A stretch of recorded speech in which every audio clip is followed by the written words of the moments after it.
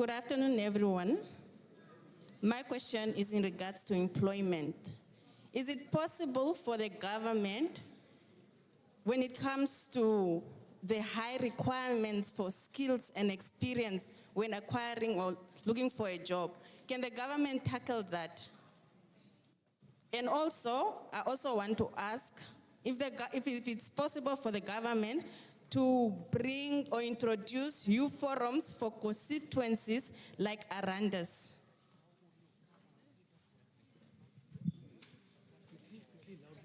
All right, good afternoon, respected delegates. So my question is gonna be very short, and that is on the Mental Health Bill 2025. I just wanted to find out how different, because they are saying the key initiatives includes National Helpline and Support Services. But then how different is it from the previous mental health bill? Because that's exactly what it had, and trust me, if you call those helplines, you don't really get the help you need. And you can't really have a productive youth if they are struggling mentally. So how are we gonna tackle the mental health? And mental health doesn't mean someone that is mentally ill, it means the trauma and everything. And this bill, the child lines and things that we are calling, we don't get the needed help. So how different is it gonna be? Because those were their two initiatives. Thank you.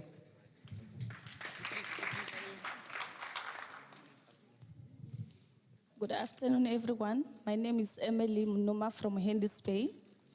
I listen very well about our leaders as they are preaching about the unemployment for the youth here in Namibia. I'm also a youth. My question is, for myself, I was working as a volunteer firefighter in the municipality of Walvis Bay. In 2013, I started as a volunteer. Then 2020, I was appointed as a contract worker, firefighter. After 3 years, I worked without signing any contract, which was giving me a hope that I will be appointed as a firefighter. On my surprise, I received a termination letter. The first one. When I received the termination letter, I was, for the last week, I was called in the chamber. We sit with our leader. The question is, we are saying we don't want, the unemployment for the youth is very high in Namibia. As a youth, as a child of Namibia, where am I going to get to work? I worked for 5 years in the municipality of Walvis Bay as a firefighter on a contract. Number one, I'm a child of Walvis Bay, and I'm a youth, and on that department, I'm the only lady, so I feel discriminated because they only took men and they left me out. I feel very discriminated, so this question I posed to the Vice President, they must consider me. I also need my post. I obtained my qualification as I'm talking. I have my qualification. I put this problem to the union, but the union, they never give me a solution. Since last year, 30th of September, I was terminated. So I feel discriminated, maybe because I'm from Rundu. They don't want to give me employment. I need my job. This question goes to the Vice President. Thank you.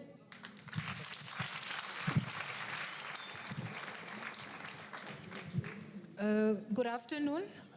I just want to make a small request to our Ministry of Fishery. We humble request if you could make time with us. We really have a lot to share with you. We are suffering at the fishing industry, especially at Hangana Seafood. We are suffering there. We are in a situation whereby more than 100 employees were dumped in the street and we were replaced by new employees. We were left homeless since we cannot afford to pay rent anymore. Please, our Ministry of Fishery, we really appreciate if you could have a little bit of time with us. We really have a lot to share with you. Thank you. Okay, thank you for the opportunity am I given. Good afternoon, everyone. I have a question which is going straight to the Minister of Labor. If there is any new law that is saying the company must not using any sickness person. Yes, I'm talking. In our company, we are terminated more than 100 and something because of the sick leave. And some of us, we have a proof which is showing that I was in surgery or I was in injury and we are terminated. Please, Minister, fly back and give us an answer. Thank you very much. Very good afternoon. I'm Norma Corridas from Downres constituency. I'm representing the Downres pile. My question, the straight one, is going to Honorable Deputy Minister of Defense, Comrade Dr. Charles Mubida. Recently, I think they are still busy with the applications are currently running. But Downres, when it comes to defense, especially defense, we are not being catered. We are getting that portion, but it's not satisfactory. So please, Comrade Minister, Deputy Minister, see this for us as an August House, that Downres, us, the youths from Downres, must also be considered. The second one is going to the Ministry of Fisheries. We are having fishing quotas. People have been allocated fishing quotas. There are people which are having fishing quotas for years, which are doing less to Downres. We also have people that are from Downres which are benefiting from the fishing quotas. Our schools are without paints. There is a school in Ogombahe, a primary school. That school is standing with the same paint. I believe that it was painted 50 years ago. I am one of the people who is fighting for the paint for sponsorship for the school to be painted, which is very painful. Comrade Deputy Minister of Education, please look into that matter as well. Velembocha Primary School. Thank you so much. Good afternoon, everybody. We are having a problem of school books, textbooks. We are one class who are sharing 5 textbooks. We have only 5 textbooks at our school, and all of us, everybody is just using one textbook, and we are all 5 on one table, and we are all using one textbook. I thank you. Nara. Okay. Nara Primary.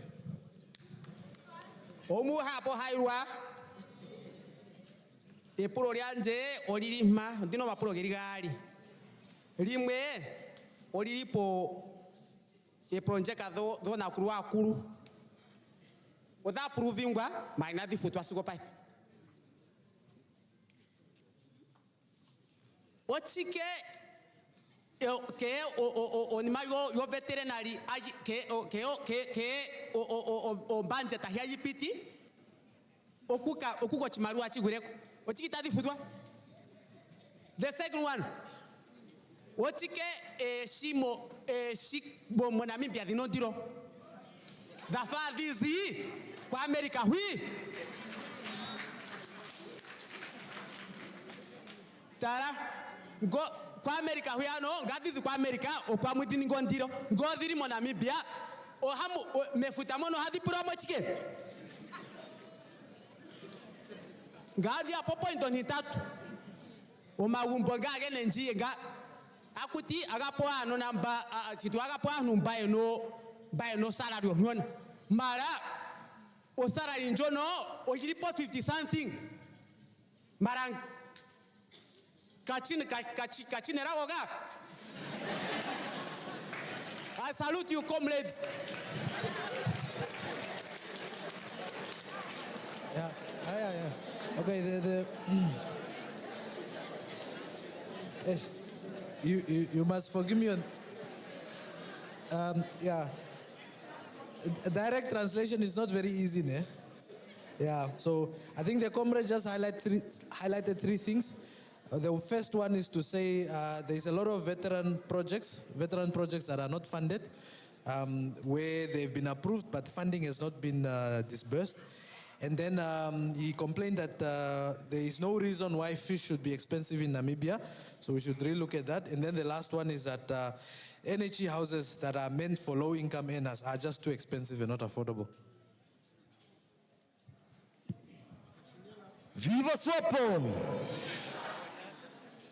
Okay, I go by the name Biska Ragadana Digwan. Yeah, that's not even enough, it's just an abbreviation.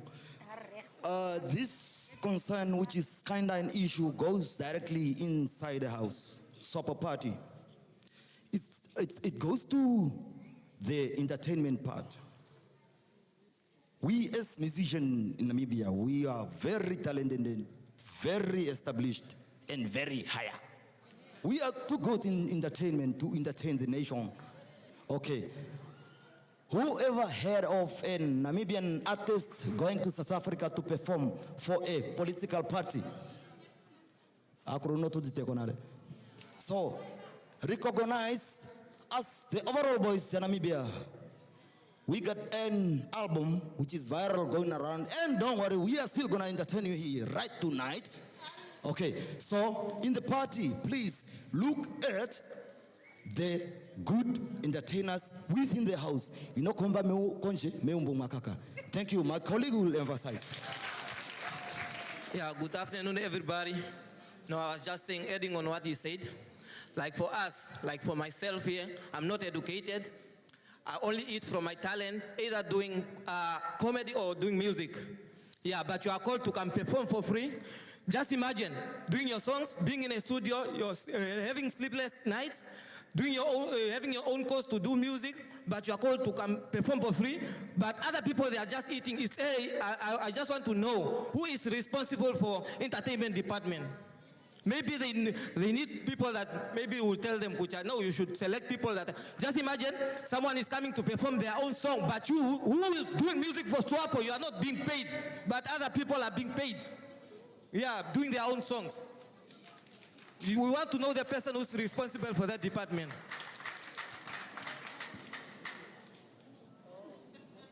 My question is, why do the government don't treat the people the same? Let me say, like, some of the people who are selling on streets, they don't help them out, like the Minister of Education just walking past by, don't even saying, let me give you a small business to do some money. My second question is, why do the government don't build houses like some to Taleni, that side of where we stay? The people are living in ghettos, no electricity, no toilets, no water. That's my question I wanted to ask.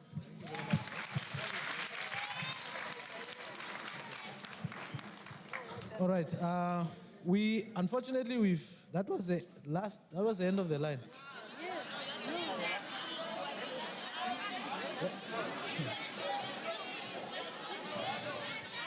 This is a people's parliament. What must I do? Okay, all right. So I got an extension to finish these three. Quickly, guys, only 30 seconds there because you are behind the line. Thank you very much, no problem. So, Director of Ceremony, the Vice President of the Republic of Namibia, thank you very much. So I'm not asking question, but I just want to unpack. Don't look the BS, I'm also a youth. Some they are discriminating, maybe I'm tall, but I'm also a youth. So where I want to go, I want to start with the Minister of Mine and Energy. I'm not asking question, but I'm giving suggestion. So mine and energy, before the country got independence, we had in Sumeb what is called smelter, where copper was processing and work was there. But after the country got independence, we say, aye, chitunde, we demolish. Now, based to that ground, if we want to work away of unemployed people, I just want to move that point. Coming to the Minister of Agriculture, which is cooperate with land. Comrade in Namibia, it is not that people don't have job. The problem, the life is too expensive. If we want life to be easier, let's look into the modality, food price in Namibia. Is it really, do we deserve to buy a Masbangel $10 while the ocean is here. The moment that we'll put that price, everything will be fine. Housing, it's an issue. I think last month I looked one, there was in municipality in Walvis Bay. They put that people need to submit the application. And this application was discriminatory. You see what happened? They are saying those people who are earning less than 5,000, they are the ones that qualify to put in the application. And now somebody who is 6,000 above did not qualify. How will you now minimize land issue? I think if we look into that perspective, we will at least perhaps see how we can mitigate. So based on the time is gone, I could touch here and there. My brother said time is money. I want to finish at Central Executive Committee of SWAPO Party. I think this flag is for SWAPO. So, Honorable Minister, at this stage we are calling you member of Central Executive Committee. You see, let's put party to decorate a beautiful lady who is passing there, every person is just looking on the face. What I want to emphasize in terms of SWAPO Constitution, the term of the office, president office, is 10 years. But what we are seeing, there is permanent in Central Executive Office, whereby some people, since the country got independence, they are only the one that is representing SWAPO on the ticket of SWAPO. Are we saying when you are going to die, SWAPO will end there? When are you going to allow also other comrades that are in the queue for them also to enjoy the fruitful that you have been fought for? I think if we will change there, SWAPO will be here until Jesus comes. Thank you. Thank you. I come back again. I just have one question to Minister for Education. They said it's going to be free education. When they are going to fund, they must make sure that they are going to fund all the school that maybe can accommodate those people who have a nice point. Because you can find this, a person graduating as a nurse, but is schooling at private school, they can go there with 18 points. But all the vacancies then coming out, they're asking 26 points. But that person has a certificate for nursing. How are you going to get job now? At least they must not assess how you're going in the system. They must assess how did you get out in the system when they are going to give job. Yes. Good afternoon, everyone. I want to say that it's true what our parents are saying. They need job so they cannot be in the street to go in the town and ask other people money. So please, can please the government help us so our parents get a job so we can get school.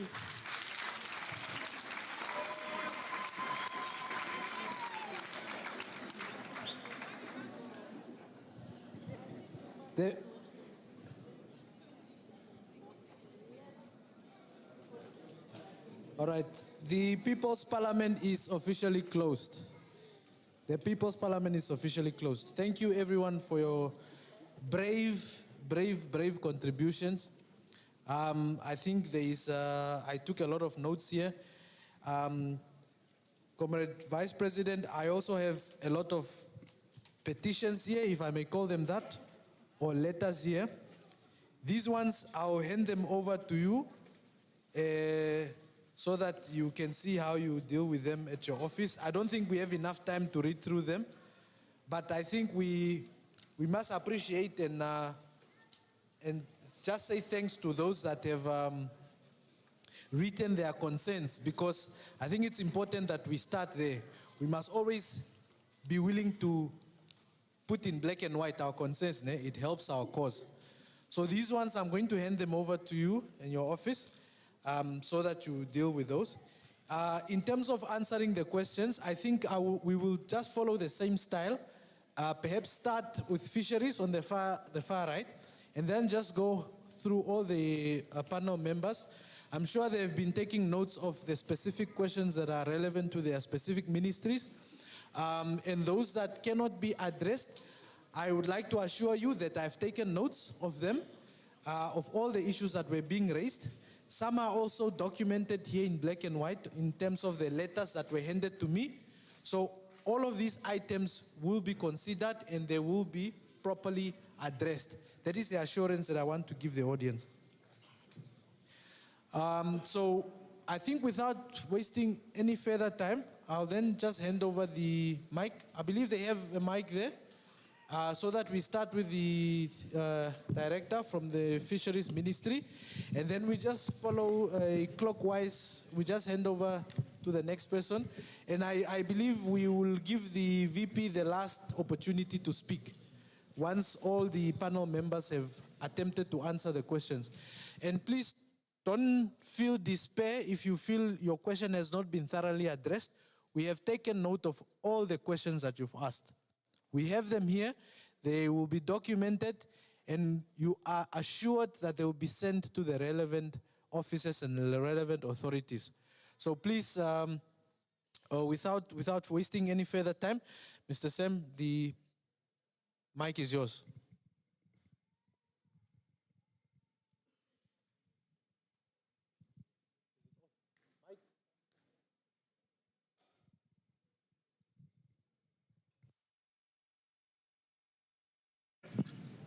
Okay, thank you very much.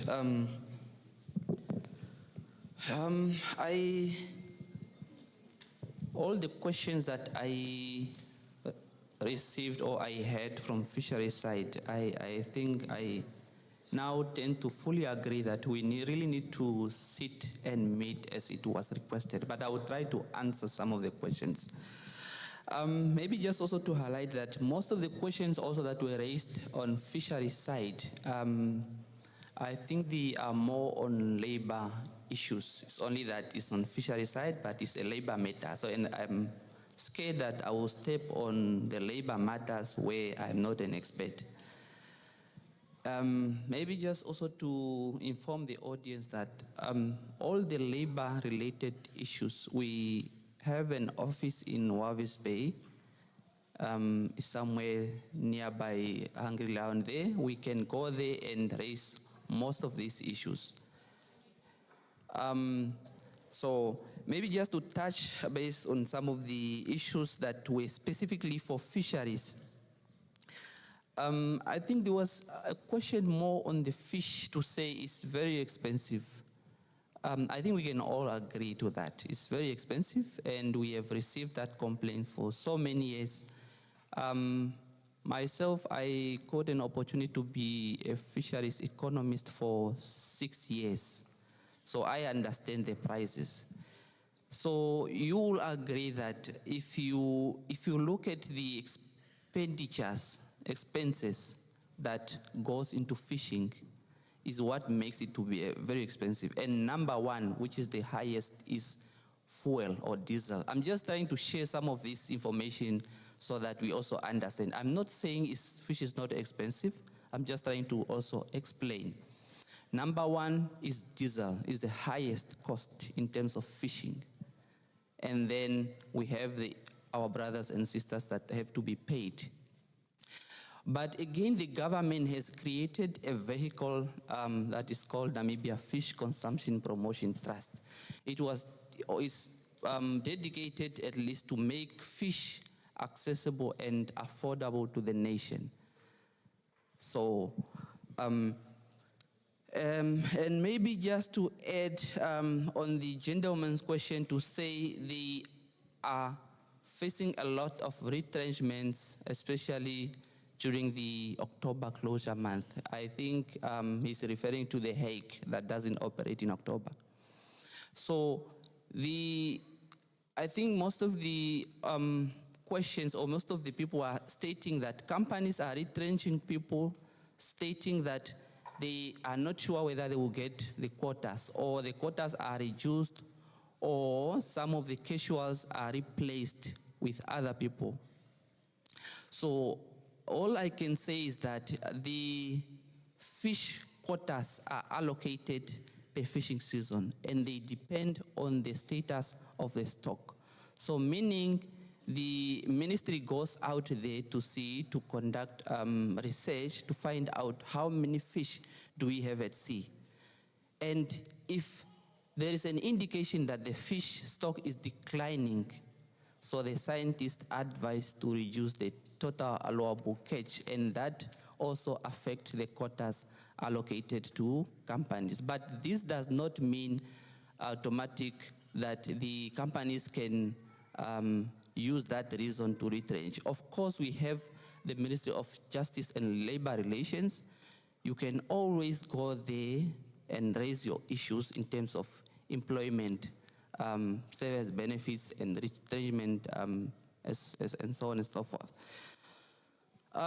The other issue of maybe also just to add again, I think when I listened very carefully, some of these questions are linked to what is called the Government Employment Redress Program. When you say the employees are, especially the casuals, are being disadvantaged, are being recruited, retrenched to make rooms for the people perhaps under the program. I just want to make it categorically clear that this program was created and there is an agreement signed between these companies and the Ministry of Justice and Labor Relations, as well as the Ministry of Fisheries.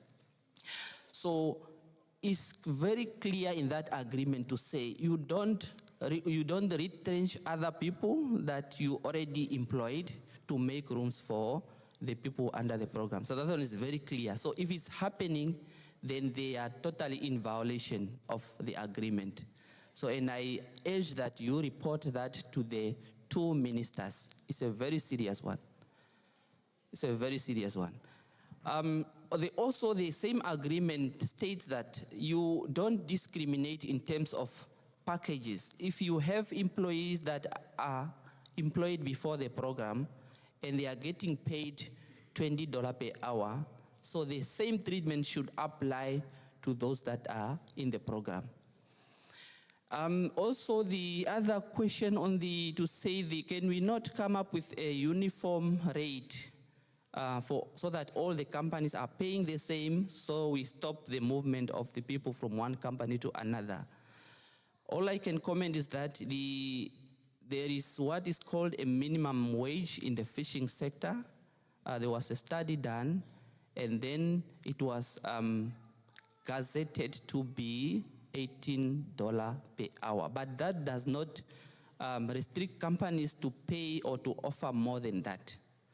So I think there was also a gentleman that asked a question on the experimental to say they are facing retrenchment. There comes somewhere in November or December because of the experiment that was discontinued. I think here also I will just share some of the information why the experiment was introduced and what are the implications. So the experiment was introduced in 2023, the whole of 2023 and 2024. The idea or the questions to be answered were, because the industry was saying the fish, they cannot find the fish anymore, especially the horse mackerel. They cannot find fish. However, the fish is only in the restricted area. So, and that is what the gentleman is referring to, the 200-meter isobath. So now there was an experiment approved by cabinet to say these companies can go out to see if the fish is there. According to them, they are saying the fish is there and they could sustain employment. But all the government was saying is that the fish, we are not disputing. The fish it could be that the fish is there, but the main point is that it's a breeding ground. So you go there, you catch juveniles, which is small fish, you destroy the eggs, and then what will happen to our children? So that is the point. So I think there was an extension again that was given until end of October this year. And the company has been requesting again for extension until December with the reason to sustain jobs. So we all want the jobs to be sustained. So there's no dispute. But we should think of the future generations. So you enter into a restricted zone, you go there, you catch, you swipe everything out. In 2030, you might hear the horse mackerel subsector has collapsed, and it's us, the government, to be blamed. So I just wanted to share that information. I think, as I indicated, I think most of the issues mainly is really labor-related issues. And I've taken note. I will forward all these questions to the Ministry of Justice and Labor Relations for answers. And we are going to respond in that fashion. So I thank you.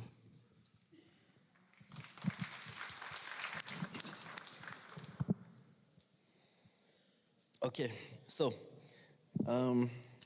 my comrades, 25 questions, but I'm going to attempt. Is that fair? Especially to my young people that are very passionate. So I've noted down every question, and before I start jumping into question by question, my colleague who's also sitting in the audience, we've been writing down as best as possible every single question. And I want to assure, there's a lot of movement in the room. It's a bit distracting. Okay, we should just talk. So I want to assure everyone that if I'm unable to give you detail to your answer or to your question, it is being well noted. And I want you to hold us accountable to give you feedback on every single question, specifically related to education. So let me best attempt. Thank you. It's very distracting. Yeah. 1, 2.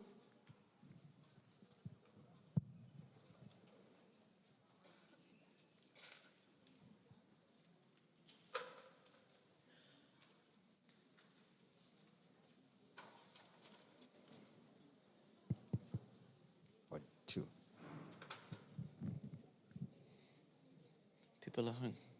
People want to go eat lunch. May I proceed? I was told to wait. Okay.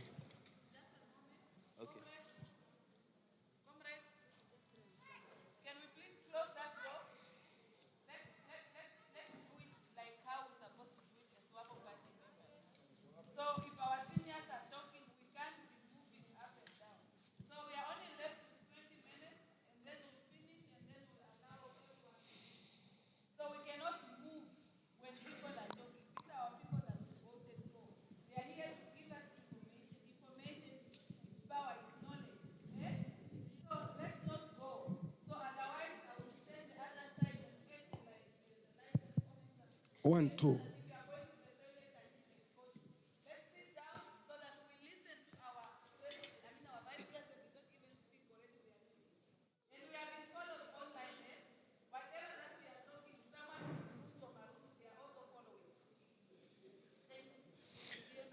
All right, thank you very much.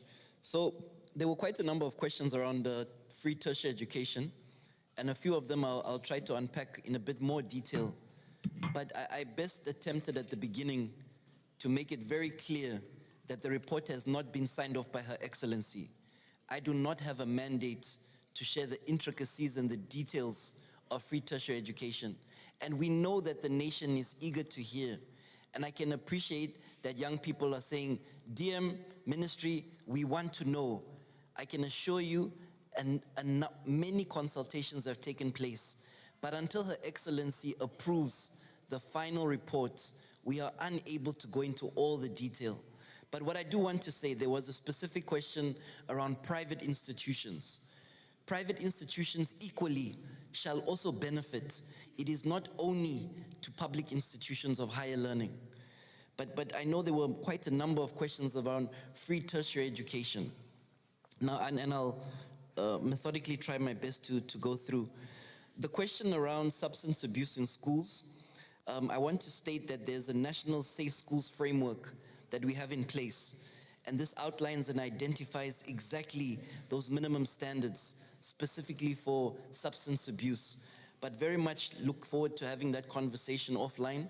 And I know that there was a suggestion speaking around students that can work within the schools, and I'd appreciate an opportunity to discuss that at length. Now, coming back to NYS and NDF, the National Youth Service, what I can tell you is that we are best attending to increase the cohort of NYS intake, meaning young people that are applying to enter the National Youth Service. As a government, we're trying to extend resource to have more and more young people acquire this qualification under NYS. But equally, there was a cabinet approval that I actually just read yesterday, and we're speaking to preferential uptake through the NDF of those that have qualified and gone through the training of NYS. Speaking to, there was quite a few here around youth unemployment. I want to tell you that youth unemployment keeps every single one of us up at night. And we're sincere in saying that. And I know there were some few questions. How do we remedy? What is the solution for youth unemployment? It's a very loaded question. But I can tell you that our National Development Plan, I can tell you that all of our plans as a government is to address youth unemployment. And you can tell me, DM or coach, that doesn't answer my question. Answer the question how you're going to solve for youth unemployment. I can affirm that it's a daily conversation. Since we've been in office, not one day passes that we don't speak about job creation. This is the new fight. The fight is not with guns pre-independence. The new fight is economic emancipation and it's job creation for young people. Now, there was a young boy who asked a very good question. He said, and I'm paraphrasing, if we still do not have internet in schools, all schools, and there's maintenance challenges, how can we be talking about free tertiary education? Now, what I want us to appreciate is that we have competing priorities as a government.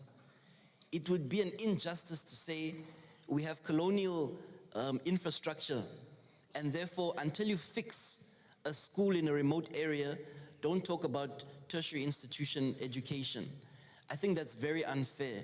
But he's a young mind, and I want to give you some context. I've been on my phone, as you've seen. I promise you I've not been WhatsApping anyone. I've been trying to research very quickly some answers to these questions. Now, in 2024, which was last year, we launched what we call the Digital Schools Project, where 15 schools per region are being equipped with ICT infrastructure. Now, you can tell me, DM, 15 schools times 14 regions doesn't speak to the 2,000 schools we have in Namibia. But we need to start somewhere. And that very specific project was funded by, if I'm not mistaken, 51 million for this financial year. And of course, it's never enough. Now, our Minister of Finance is sitting here. 24.8 billion, and I'm going to repeat that number. 24.8 billion is the budget allocation to the Ministry of Education, Innovation, Youth, Sport, Arts and Culture. That is a quarter of the national budget to one ministry.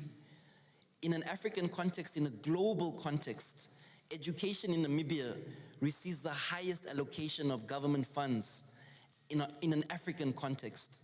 Do we understand what that means? It means that the government are prioritizing education.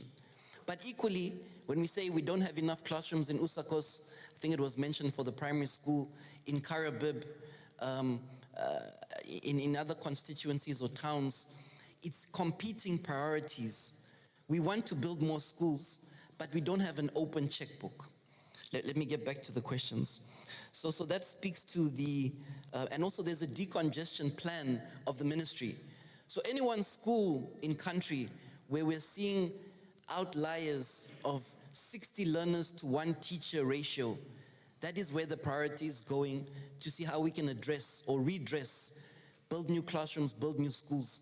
We cannot build new schools where we still have 70 learners, one teacher in an urban area, because urbanization is a real thing, where we find people moving into urban areas, and we still have an average of 20, or I think it's 22 learners to one teacher as a national average. But those are not the realities in certain areas. Now, there was a question around what to study. Is there's an energy focus. I can only tell you that STEM subjects are going to help you.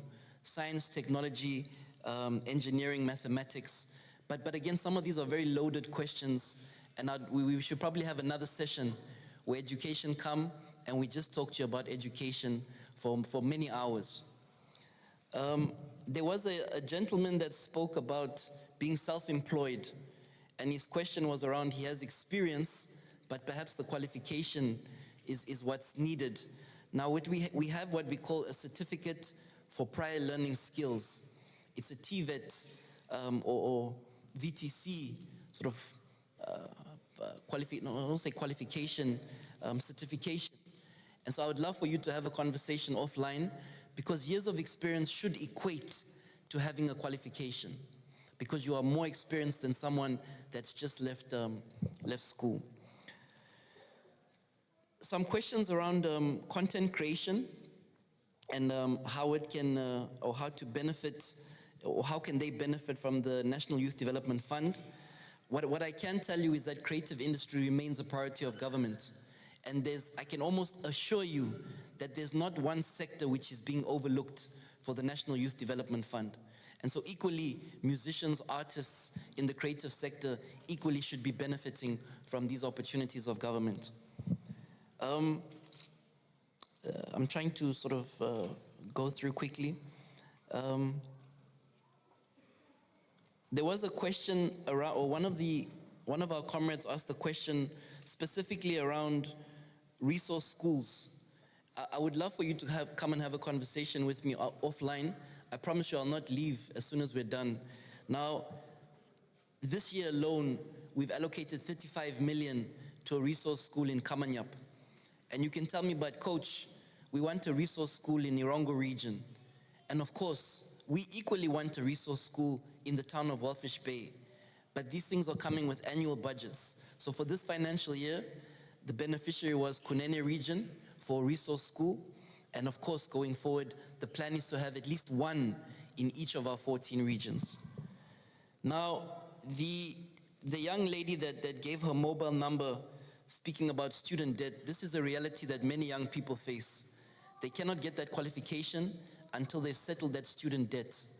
And we will go out of our way to find solutions. So equally, please come and see me afterwards. I have your mobile number, but I'd like to speak to you about some of the ideas that we have. Because as soon as you settle one student debt, we then have to settle some tens and hundreds of thousands of young people's student debt. And each time I'm going back, 24.8 billion Namibian dollar was allocated for this financial year for education ministry. And so no one can say that the government of Namibia is not prioritizing education, because that is not true. You resource what you prioritize, isn't it? Now, there was a question around the mental health bill, and I'm trying to take one or two questions that I quickly researched, because I tried to speak on this in Parliament this week, but I didn't get the platform, the time ran out. So it's top of mind. That mental health bill is from 1973.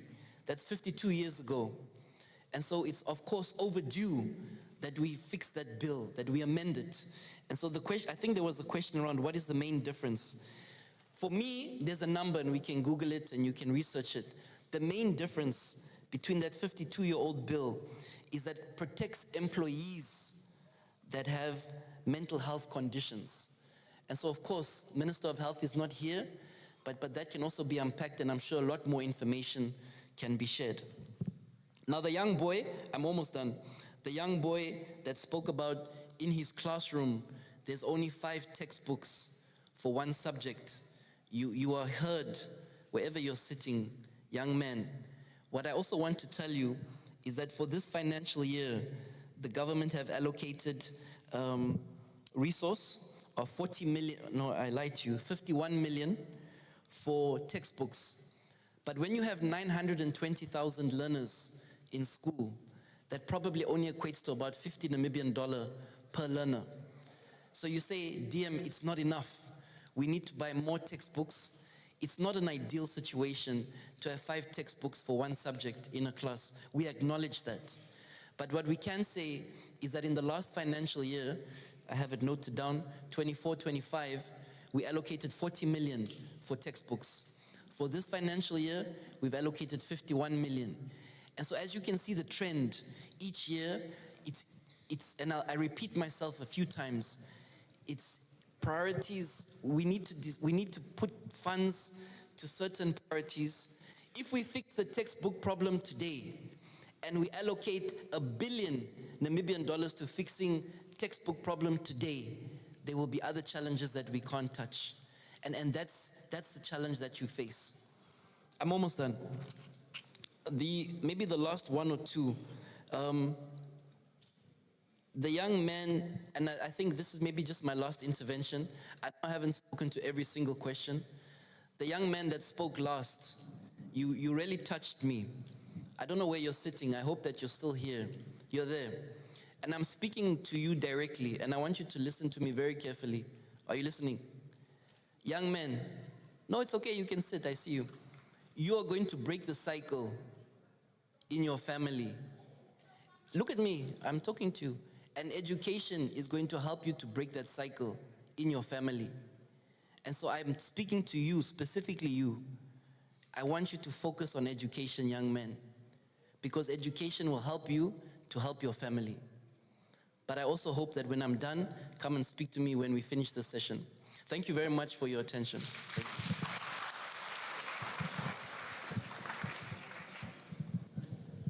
Well, thank you. I think before I respond to issues of the National Youth Service, veterans and defense recruitment, I wish to respond to the last contribution, where somebody was asking about the perpetuity of the term of occupancy of vacancies in the Central Committee of the SWAPO Party. It is not until death do us part. It is an election. So you are elected to be a member of the Central Committee. Unfortunately, our own members in the sections, branches, districts, and regions do not understand the Constitution properly. The reason why the Constitution of the SWAPO Party provides for the majority members of the Congress to come from the districts is because there is need to change leadership every 5 years, and that includes the Central Committee. Now, when you go to the Congress, you'll find that there are about 700 and something members that come from the regions, and only about 80 members of the Central Committee. So you cannot tell me that the 80 members, even if they vote for themselves, they would lose. And members from the districts will become members of the Central Committee.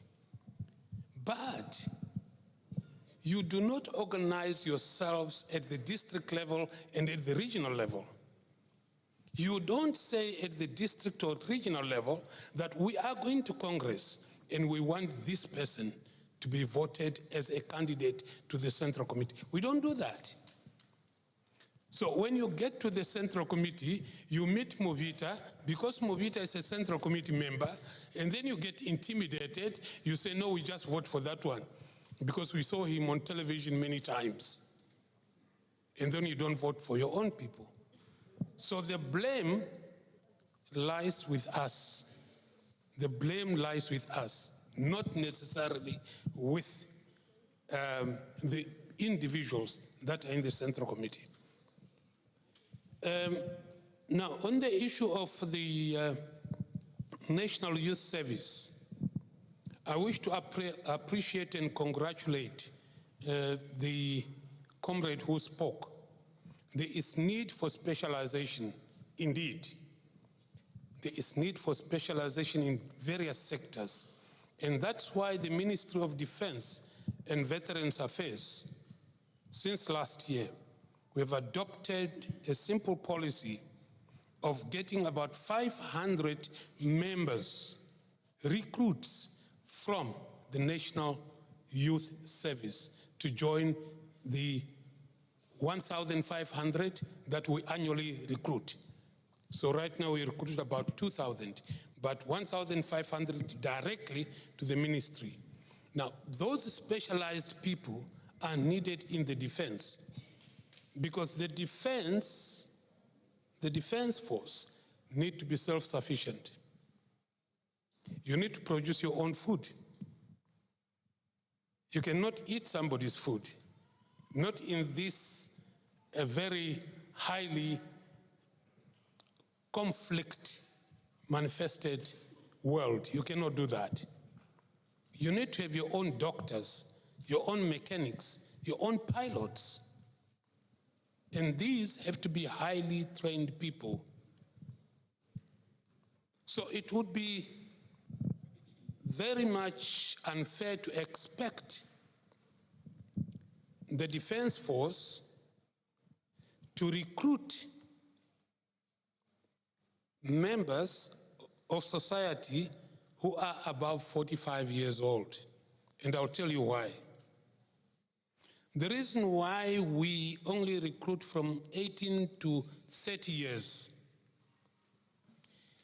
it goes hand in hand with government policy that you retire at the age of 60 years. Now, if you are recruited into the defense force at the age of 45, you have 15 years to go before you become 60. Now, there are entry levels. You have ranks, starting from the corporal, from the sergeant, from captains, you have ranks. Now, usually, the incumbency of every rank is 5 years. It's 5 years. So you'll be in this particular rank as a recruitee. You come in, 5 years, you get promoted, you only get 2 promotions and then you retire. You're gone. But that is not the only thing. The recruitment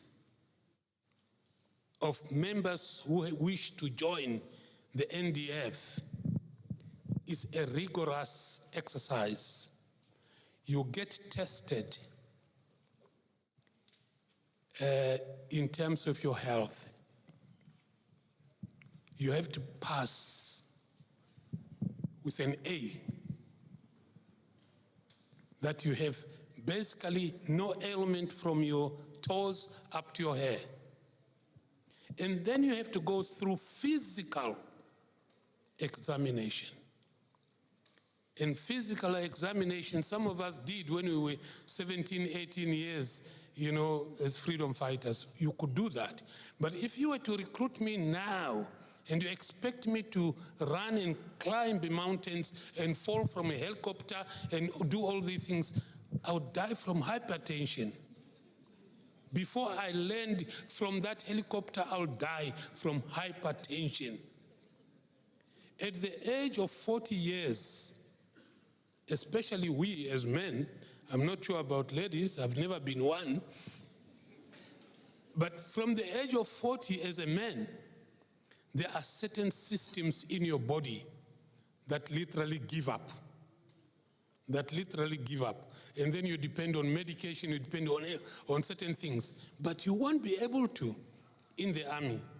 So that is the consideration why we have to recruit between 18 and 30 years old, because of the tests and in examination that you go through. Now, for the veterans, I think it's very much misunderstood I remember I went to one region and there were some people, old people, that believed that as long as they were SWAPO members who joined the party in the 70s and now they are 60 years old, immediately become 60, then you are a veteran. That's not how it works. You are a veteran of the SWAPO Party, but not a veteran of the liberation struggle. The Act of 2008 puts veterans into 3 categories. Both those were outside and inside. You are put in 3 categories. The first category are those who contributed to the liberation struggle from 1959 up to 1971. The second category is those who contributed from 1972 to 1983. And the third category is from 1983 to 1989. But the Act says, there are 2 words that the Act uses, that you should consistently and persistently have contributed to the struggle. Persistently and consistently. You could have been a member of SWALA and NAPLA before you become PLAN and fought many battles and even got injured. But if you left the struggle halfway, it means you did not finish the race, you do not qualify to be called a veteran. However, if you leave after 1989, as Ben Ulenga did, you qualify as a veteran of the liberation struggle, right? So those are the various categories that you go through. Now, in terms of the benefits, somebody was asking about the benefit here. You register as a veteran. When you are approved as a veteran, you first receive, depending on the categories that I've outlined, then you receive a once-off grant of 50,000, once off. So it's either 50,000 or 20,000, 2 categories. That's one.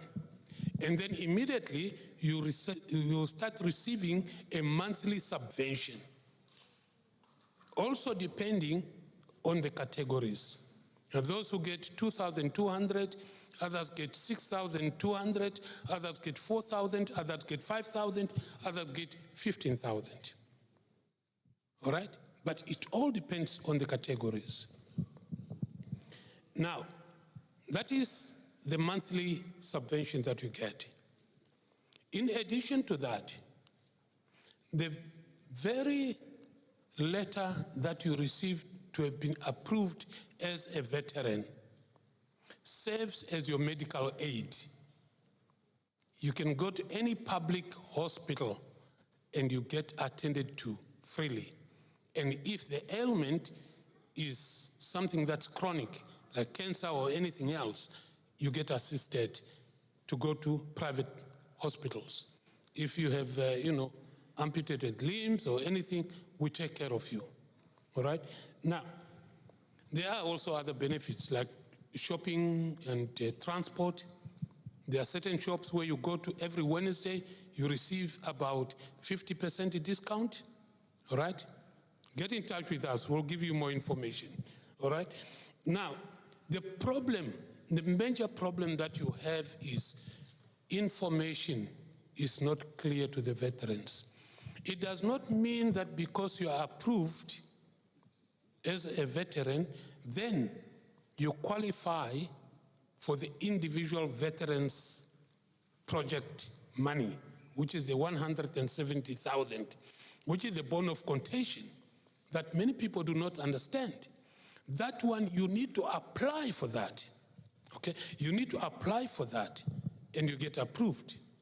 However, we have right now about 12,000 or so people who have been approved, who have applied for the individual veterans project payment. Previously, it was so difficult to get money to pay our veterans. But with the arrival of Honorable Shafuda, we are a little bit in safe hands. So we are moving a little bit faster in catching up. But we have a policy that's called FIFO, first in, first out. First in, first out. So it depends on when, what date, what year were you approved. Okay? So first in, first out is the principle. However, there are two other considerations. In addition to the FIFO, there are two other considerations. All veterans that are about 88, 90 years, whatever, even if we have not reached the line where you are, we will pay you because of your age. Any veteran who has chronic disease, and we are aware of it, will have to be paid, will not wait until whatever the line is done. So I hope that is clear, but to finish off, I think we need to understand one thing also.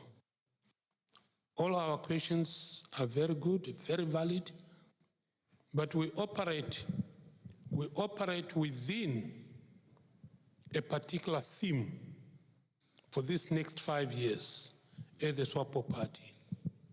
And that theme, which is our slogan, is basically unity in diversity. That's the first thing that we need to consider. Unity in diversity. And I expected questions about that. Then you have natural resources beneficiation. How do we benefit from our own resources? And then you have youth empowerment. And I believe that is taken over by education and everything else. But we need to empower the youth.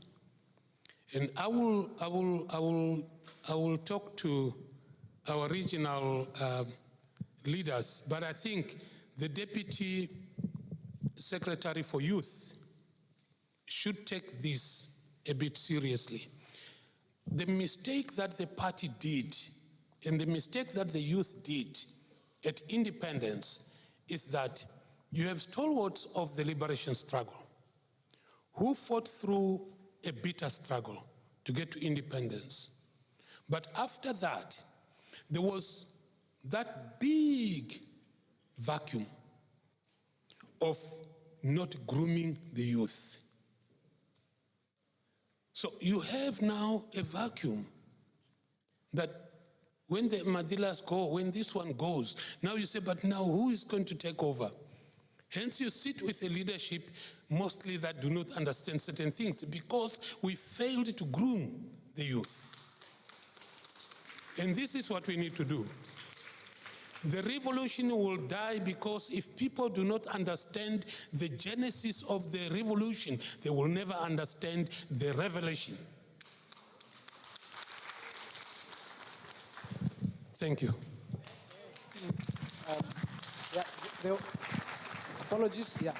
Okay, great. With all due respect, I have only two. Yes. Okay, great. Where is my paper? Okay. Yeah. The VP is sitting. Yes, thank you so much, moderator. My seniors, I think I'm the youngest. I cannot claim being older than my brother is maybe younger than me. I may be senior than him. Upper youth, yes. Yes, let me take this opportunity and thank you very much for your very insightful, very important questions. But I must say, mine was the most less that I have received the questions. Only three. Only three. And it spoke to what is the thorn in the flesh, the housing and service delivery.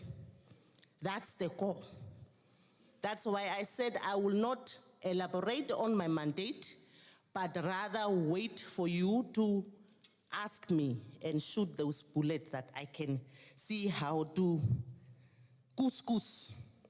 Anyways, yes, number one was on the issue of why the government is discouraging, prefabricated houses, and rather move to put in money, 75 million in Farm 37. My comrades, here we talk about caring government.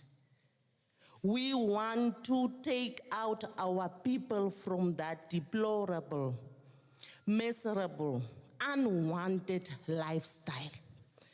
We are talking about upgrading of informal settlements, formalization of informal settlements, and I must thank the Madam Money that has allocated 750 million just for that, to provide proper, dignified living condition to our people.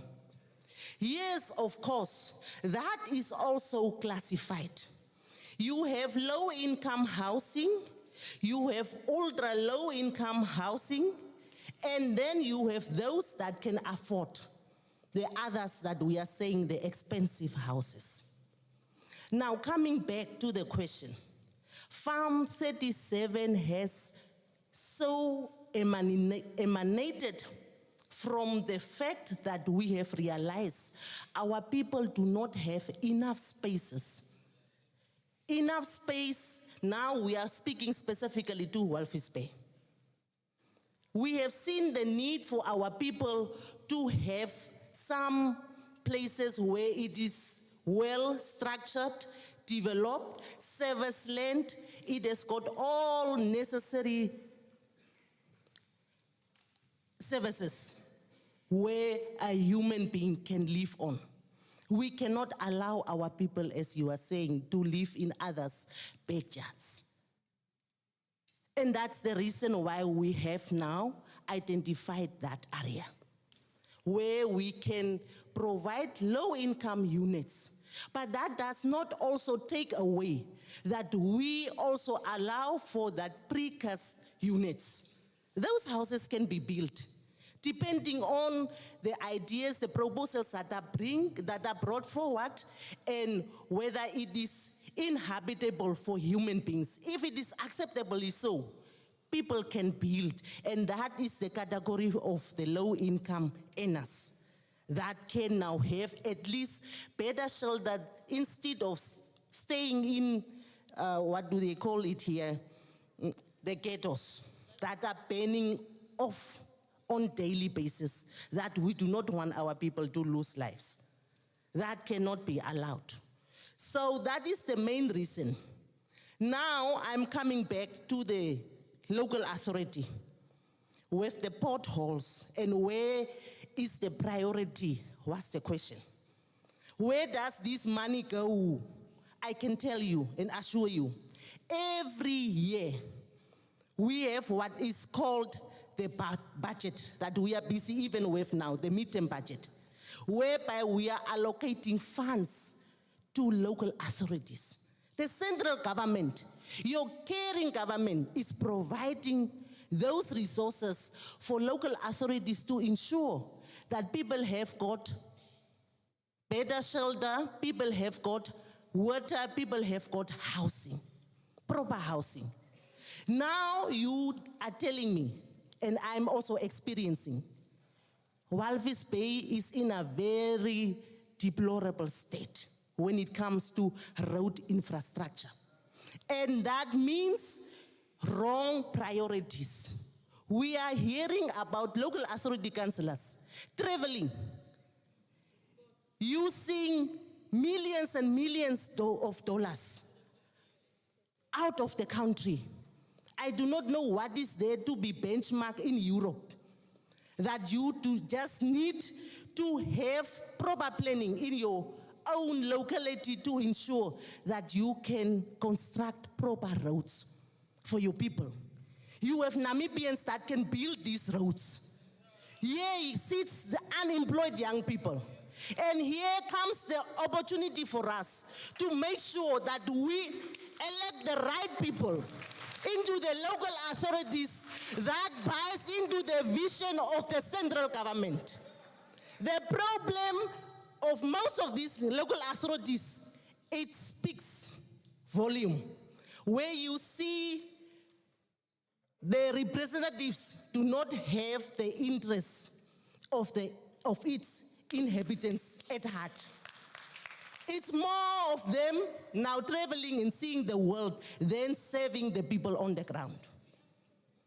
So now the opportunity is coming. I told you the money is there. The government has got a clear vision and an agenda where we are saying our priority is we must give proper shelter to our people. And that's exactly what we are doing. Hence the 750 million that was just said, moved. Urban and rural development, you get this money, make sure you provide those 10,000 units of houses in this financial year. We are almost just an edge over the half of that number. We are getting there. So we are there now, just make sure, as I have said, we have right people in the right places. That speaks to the vision of our central government, the vision of our president, the manifesto of our party that we need to implement. We have got Shack Dwellers Federation. We have got Build Together program. All these schemes or various housing schemes catered for those that cannot afford expensive houses. So this is the caring government. We have no two ways there. It is there. It is a matter of your representatives, the vision that they have for that town. I am happy I see my sister from Usakos. There was a day that she came and made a very eloquent, well-crafted presentation in terms of the vision she has for Usakos, calling it a greenfield area. How she wants to take out people from informal areas, how she wants to upgrade that town of Usakos. These are the type of leaders that we want in local authorities that envision the wishes and the aspirations of our people. You are a good example, my sister. I am happy I did not miss out on that. I witnessed that. And I hope you will transfer that knowledge to those that are following you, so that we do not lose out on that brilliant ideas that you set out for your beautiful town of Usakos. I spoke on the priorities of the potholes. I covered that one. And the planning. But the one thing, comrades, when we are talking about planning, I must state here, the land is cross-cutting, as it was said. Land never grows. Land never expands. The hectares that we have here in Walvis Bay, it remains. But ours is planning. One or another time, we must move our people out to those areas that we have set aside and provide just proper services to our people. That's why we need to develop that undeveloped areas in terms of infrastructures. Making sure that we first do proper planning with that 75 million. I hope that it is put to the intended purpose that was meant for. That people did not touch that money to do other things. But that was for Farm 37 to have proper planning in terms of structural development, sewer system being laid out, the lighting, the streets, how that new suburb should look like, so that our people are getting back their dignified conditions as the inhabitants of this town. The last one is on the issue of the discrimination. My sister is sitting with all the ears out. What is she going to say about my plight? It is very unfortunate, my sister.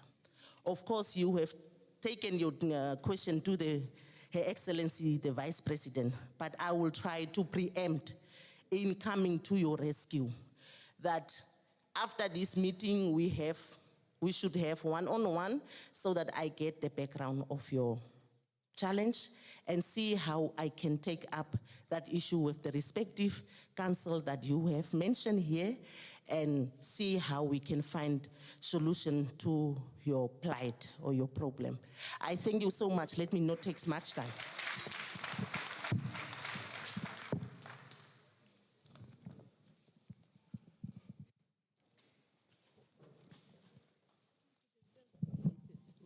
Okay, thank you very much.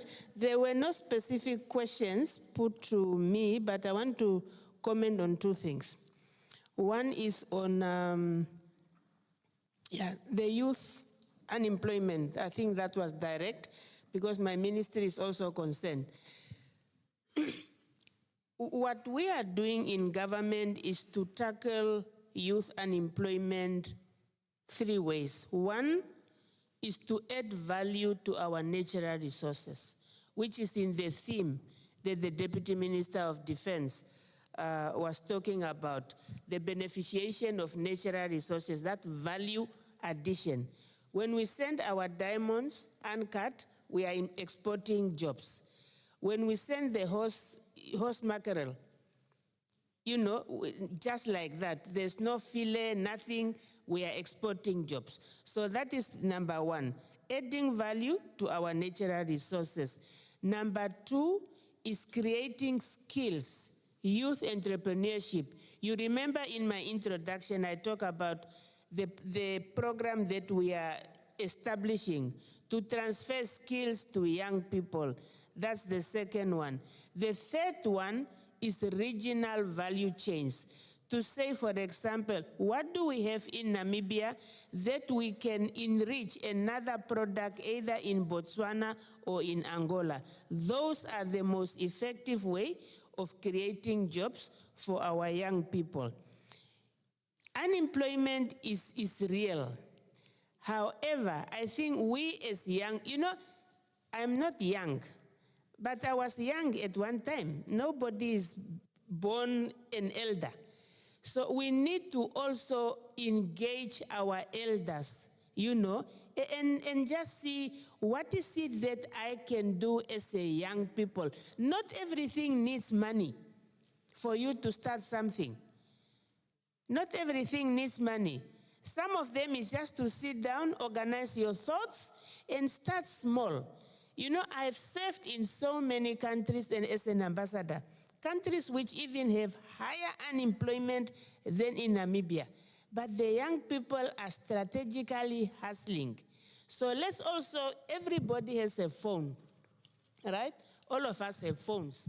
Instead of looking at things that are not helping you in your life, learn about what are other young people doing. Really.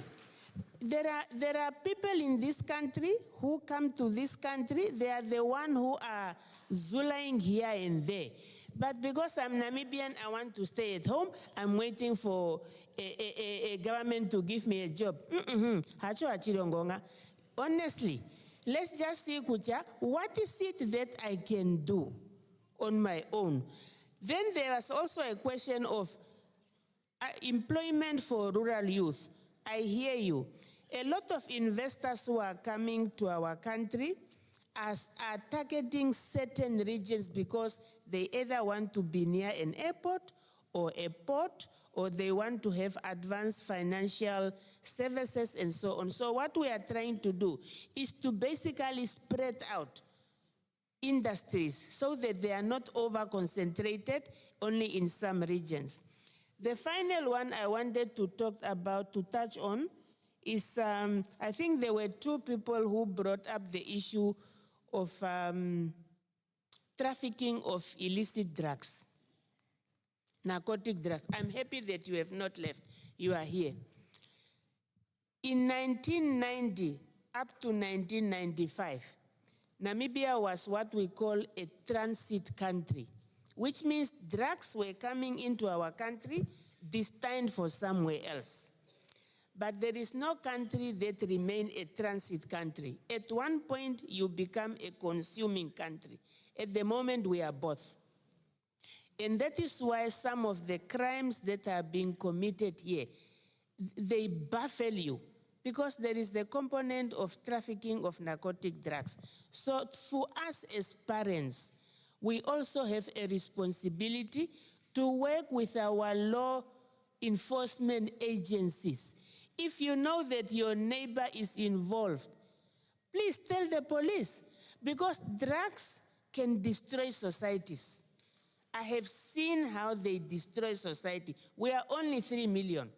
We cannot afford to have our communities being destroyed by drugs. Let's work with our law enforcement agencies, please.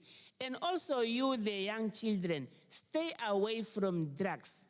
Once you become an addict, it's very difficult for you to recover because you are destroying your lives. Thank you very much.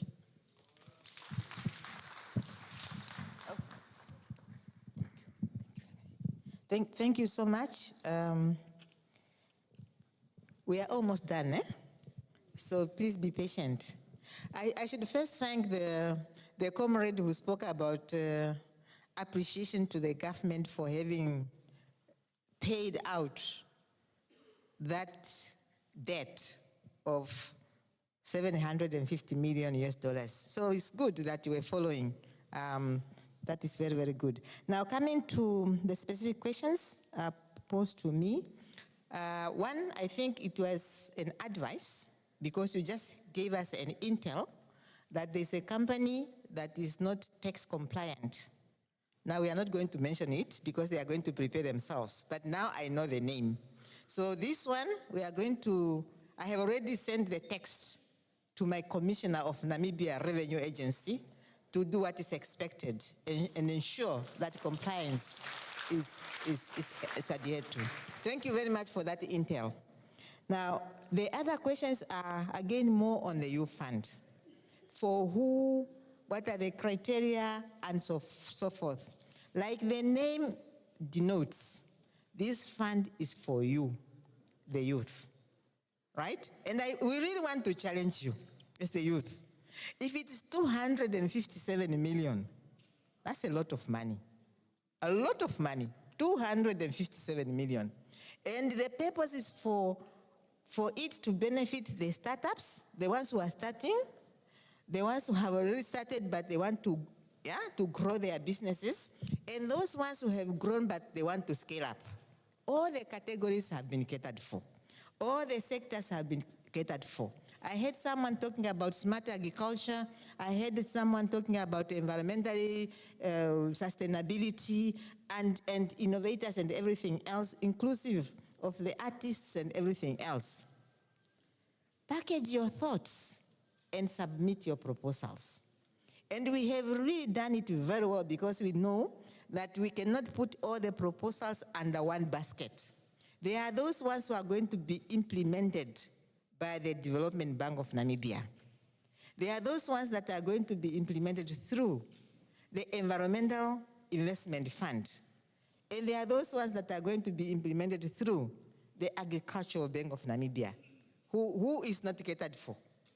Every thought is catered for. Just package it. And if that is not all, the government has also made it a point to say the youth, the entrepreneurs, they need to be coached. They need to be mentored. They need to be trained. That facility is equally there, right? And if that is not enough, even in financial literacy, government has that initiative for you to be, again, educated on how to bank your money, how to spend it wisely.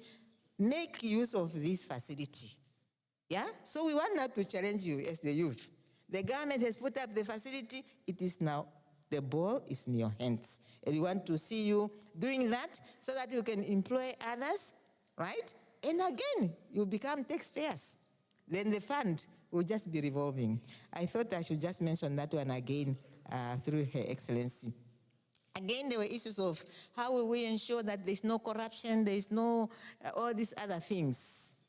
There will be a monitoring and evaluation system that is going to be linked to these three institutions that I have mentioned: Agribank, Environmental Investment Fund, and the Development Bank of Namibia. And everyone can have access to see how the money was allocated, to who, how are these companies performing, and of course, the regional governors will have this information at hand. I believe that is the way how we can continue to demonstrate our transparency and accountability principles. Finally, I believe, again, there was a question to say, how will we know that all the regions will benefit? Just to give an example, the 42 projects that Her Excellency just mentioned here, the Vice President, 42 divided by 14 gives you 3 projects per region, right? So it will be fair and equitably allocated to all the regions, because this money is meant for Namibia, for all the 14 regions, 121 constituencies, so the choice is yours. And then quickly, just again to mention about, there was an issue of NDP 6 Sustainable Development Goals, those are the UN SDGs.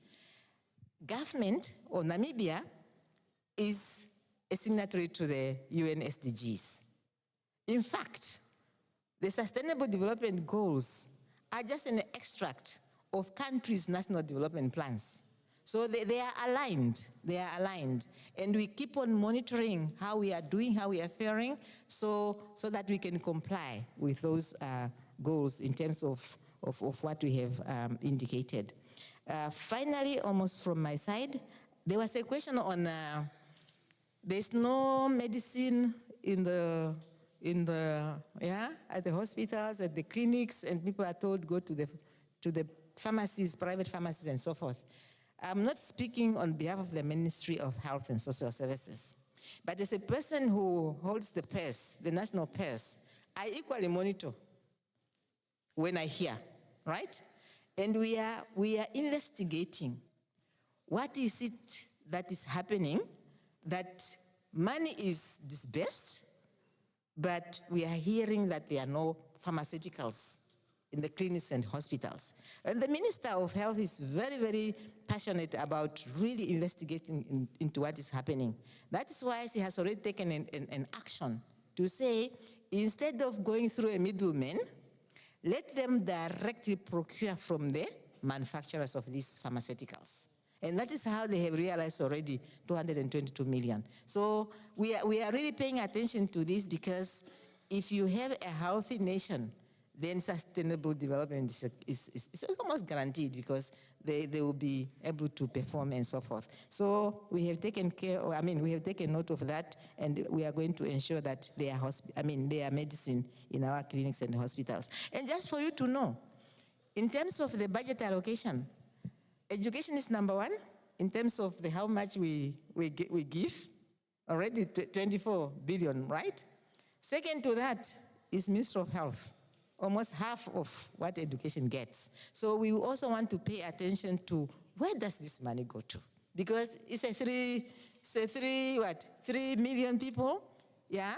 But apart from what we give through the Ministry of Health, we are again giving money through what is called Public Service Medical Aid Scheme, same as 4 billion. Now take 12 billion through Ministry of Health plus 4 billion, same as, that is 16 billion, almost 17 billion. So we ask ourselves, is it really true that we are a sickly nation, that we are spending 4 billion in SEMAS and we still do not have medicine in the hospitals and so forth? So we are going to investigate all these things. Other than that, just again to say, we are happy to be here. We have heard, we have learned a lot from your interactions. Thank you so much. Over now to my Excellency. Yeah. Thank you very much. I think my panel have covered the questions, but what came out clear is we need more dialogues, more engagements, more conversations, especially with the line ministries. And I think as a SWAPO Party, it is your ministers. It is your ministers. So information, InfoMob, that is your homework to arrange engagement sessions, inviting the ministers. Let me just make 1 or 2 points. Your inputs and comments and suggestions was really very, very helpful. It's also important for us to know what are you thinking, what are your proposals, and to plan better in the future, or to plan in the future. I just want to, before I comment on 2, 3 things, that age of 18 and 35. Now, I used to say sometimes a word that might not be friendly. Moenie krap waar dit nie jeuk nie. Yes, there must be a reason why they say 18 to 35. There must be a reason. Just imagine you start working or start to work on with 49 years, for example. You only have 11 years to work. Wat verwacht jy? Watter pensioen sal jy kry? Watter pensioen? But there are many, many reasons why our people stick to that.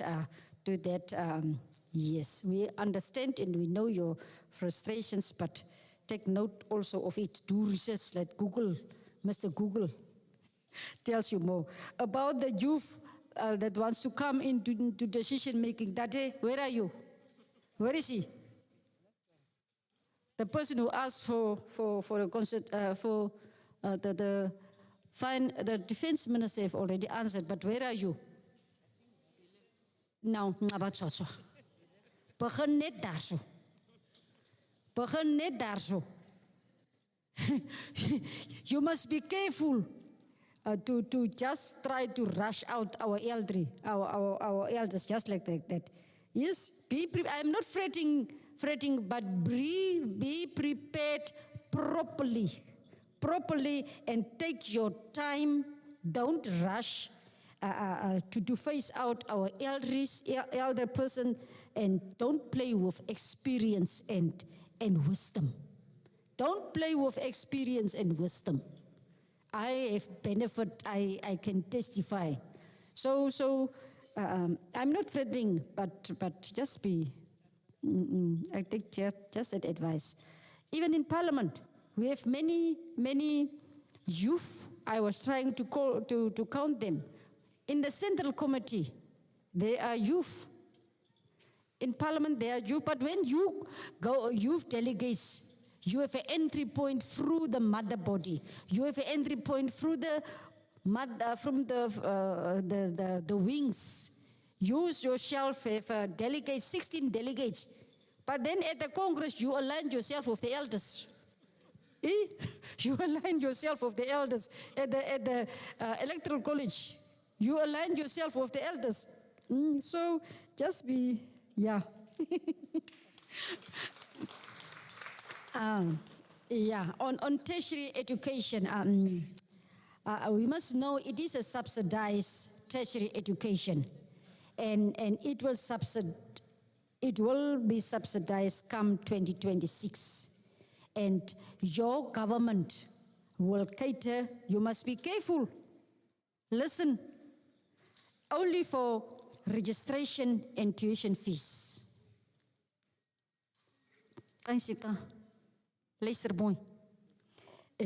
there is already a report how to support that report, the education. It is submitted to the president. There is already a draft. It's not final. It is not yet final.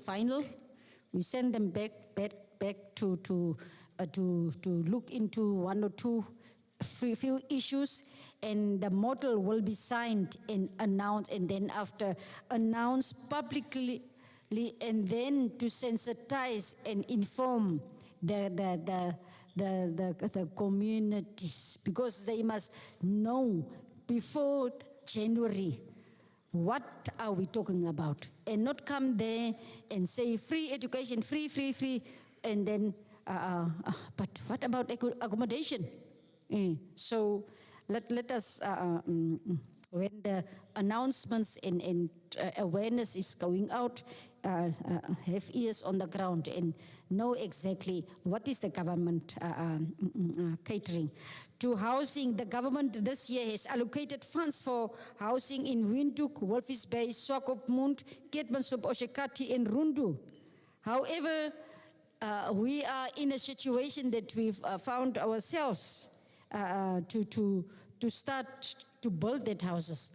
A situation that we have put ourselves in that situation, that we are not ruling anymore the local authorities. In many, not all of them, many local authorities, like for example, the places that I have mentioned, Walvis Bay and Swakopmund, as we are now in the Erongo region. Therefore, we must make sure that come November, we must bring back the power to the party. Yes, and to be in charge. All the things you can discuss, but the boardroom, the table on the boardroom, if you are not there, if you don't have the numbers there, where the decisions are made, then our plans can be good.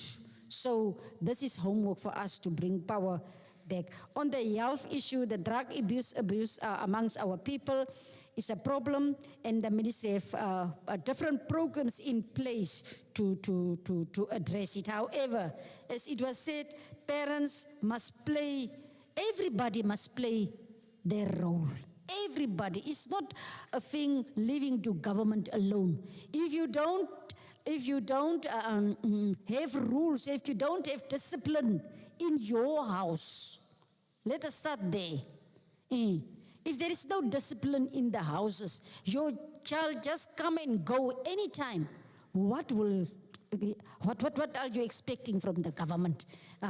So please let everybody play its part.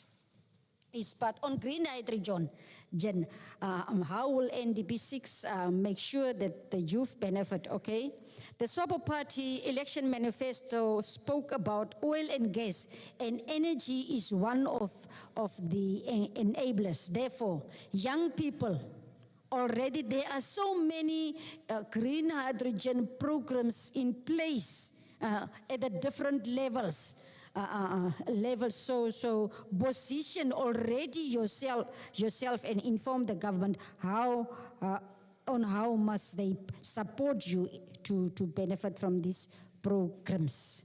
Fisheries, our fishing industry, unfortunately, is now the political ladder by political parties and opportunists, and we need to be very, very careful.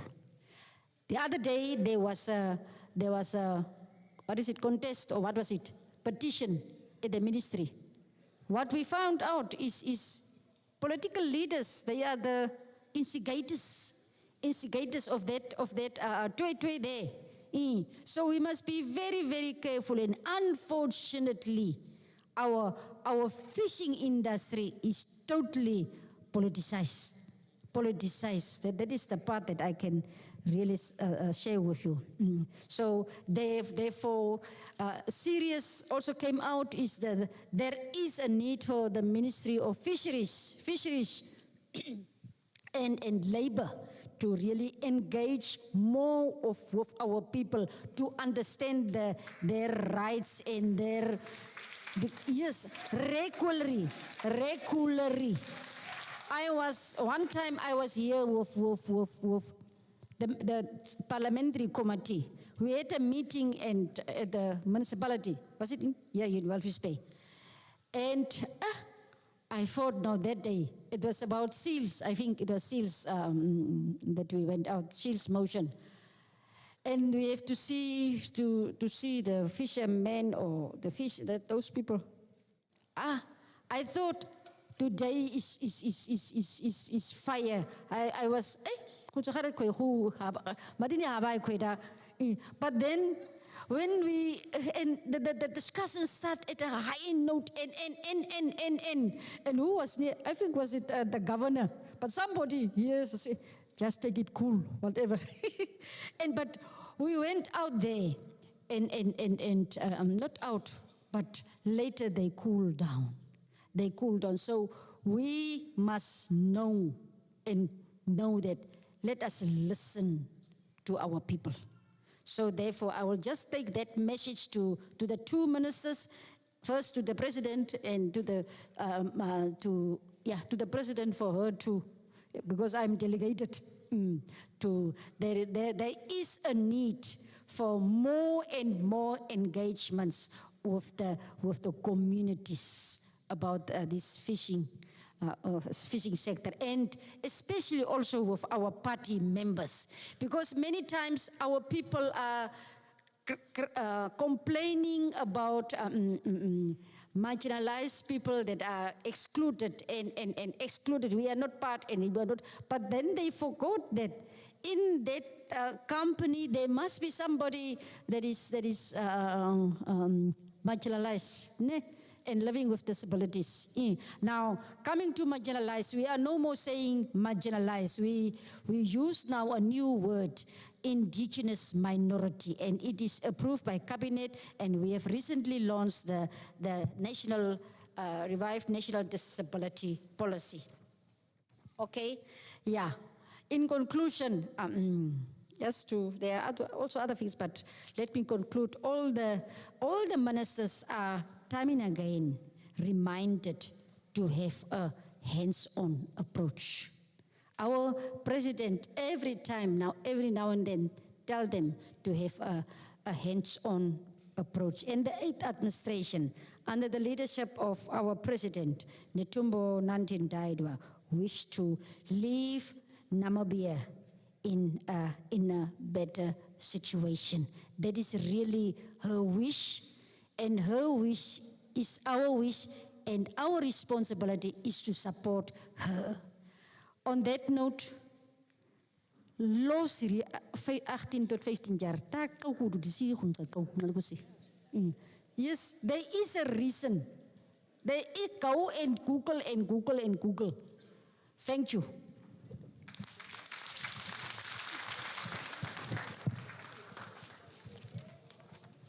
Can we just give another round of applause to our panelists?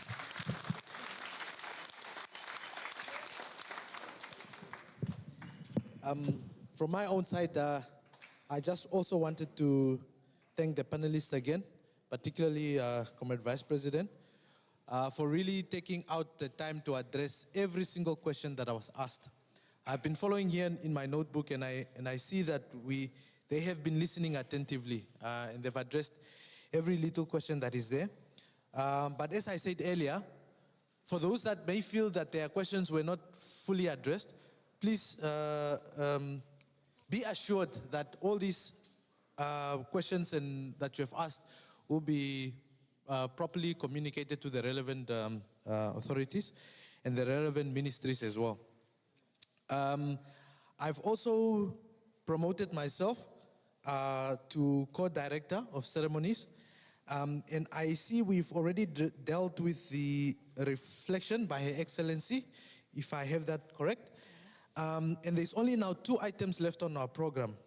And before we get to those items, and also in the presence of the Vice President, I was hoping that we could get a performance piece if time allows, and that's only if time allows. Okay.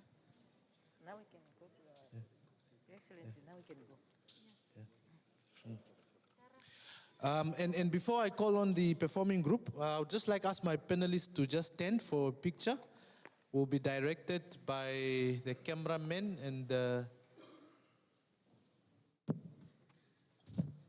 TikTokers and the influencers. And while they are getting ready for the picture, I think we can also just get the group ready that's performing. I believe the first group that will be up will be Monate Watlako. They can just get themselves ready, and then the second one will be the 8th octave a cappella, and then followed by the overall boys. So please just get ready to perform once the picture moment has lapsed. While the pictures are being taken, I also take this opportunity also just to thank our sponsors for the water. I'm sure you've seen the water is written Shamrek Investments. They've made that donation to our engagement today. And then also, as always, and I'm saying as always because I've seen them time and time again, they always come through for us, and that is Nictus Furniture. They have decorated our podium and our area here for the panelists. So we would like to thank them as well for their contribution.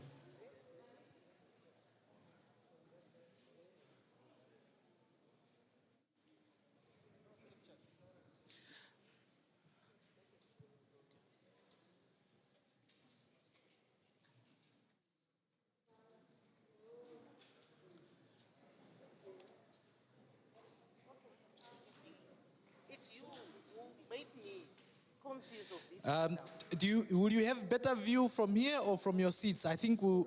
from our seats. Yeah, I think we can. Yeah, we can all take our seats.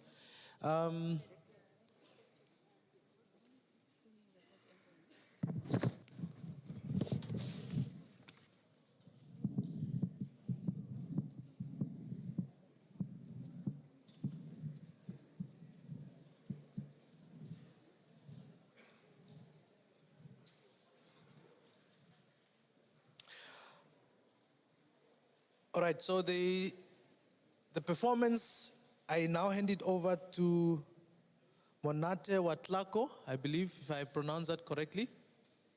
The floor is yours.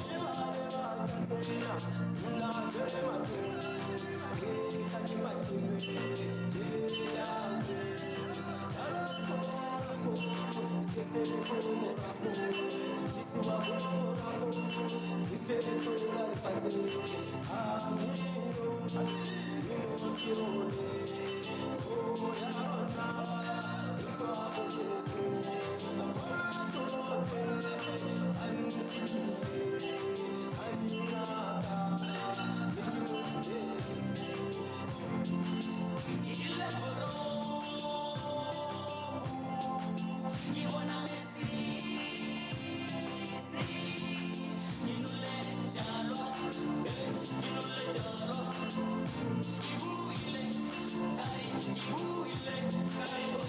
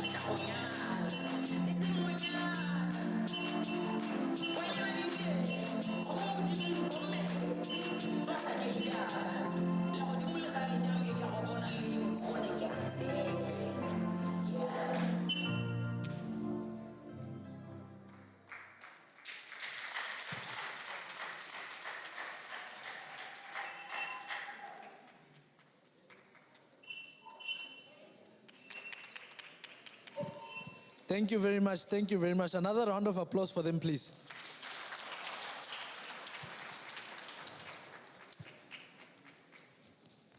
All right. I think I'll just inform now that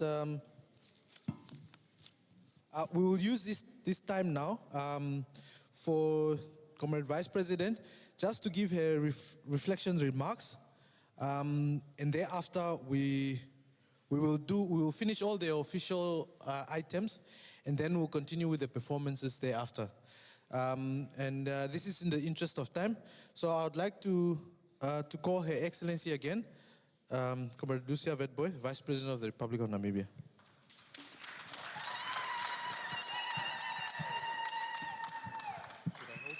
Yeah, that's okay. Thank you. You may be. I will be very, very short. Thank you for the opportunity. I acknowledge the protocol as it was established this morning. Oh, yeah, this morning. Now, my reflection. Education, especially the subsidizing of tertiary education, land, housing, and sanitation, and then also youth employment in Namibia. The Namibian government prioritized its young people. That's why we, the president and us, follow the president, strengthening the president, support the president, make so many efforts to engage with our young people. Youth empowerment is at the center of the government priorities. You are on the priority list.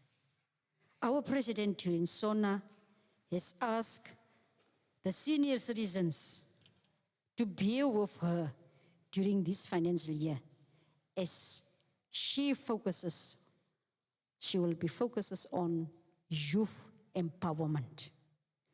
And the government has already implemented as we have heard, the National Youth Fund, aiming at creating employment as Namibia's youth are encouraged to industrialize and thrive.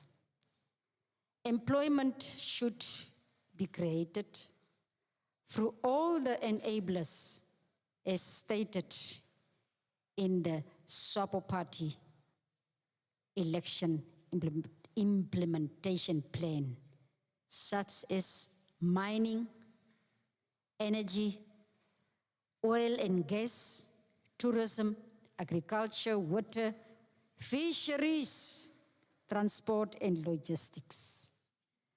Her Excellency Dr.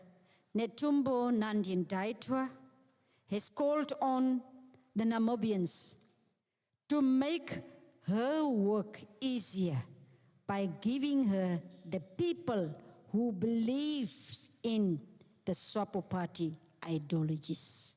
Very, very important. If you don't understand, then you will make her work, the executive work, as work very, very difficult. These are SWAPO Party candidates, and she said that these are people she can deal with if they are not delivering the services. I'm just quoting her. Therefore, go out on the 26th of November 2025 and vote for the SWAPO Party candidates and give them in the hands of our capable president to work with them. It's your candidates. We didn't interfere in the regions and in the district's choices. Therefore, they need your support, our support. Divide and rule. As I'm concluding, this is now a real conclusion. Namibians, we are divided by the colonial masters. We have defeated them in 1990. However, and I want you to understand that, however, they are back with funding and supporting many of these political parties. They are back. Countries such as USA, despite their huge population, they only have 2 political parties. In Namibia, we are 3 million and we have over 20 political parties. Comrades, this is divide and rule. This is another Ottendal plan of dividing Namibians so they manage our affairs. And then I will emphasize again, we just have 2 weeks. 2 weeks. Walvis Bay, Lutheran's Walvis Bay, is the only 2 ports that we have. We have the oil and gas. The green hydrogen opportunities are coming to us. Let us bring back the power to all, but specifically also mentioning them, but all our local authorities, so that our work and the work of the government and plans and programs can be easy. Very important, that table, the boardrooms table, counts. How many voices you have in and on the boardrooms table.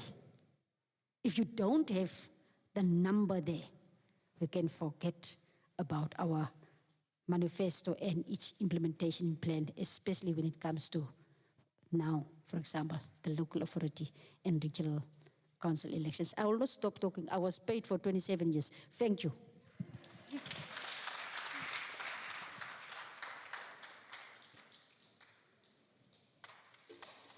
Another round of applause for her, please.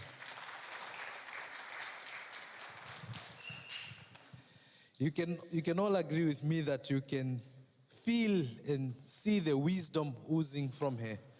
So we've been given marching orders. We know what to do come the 26th of November. Now, next on our program, we've now dwelled and we feasted in the house of Erongo Region. So it is only fair and just that we give a vote of thanks and that we hear it from the General himself, our senior comrade, Daniel Utapi Muhura.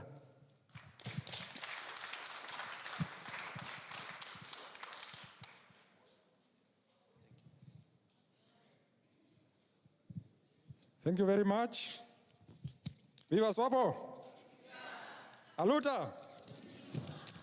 Wanamibia! Wanamibia! I hope you mean it.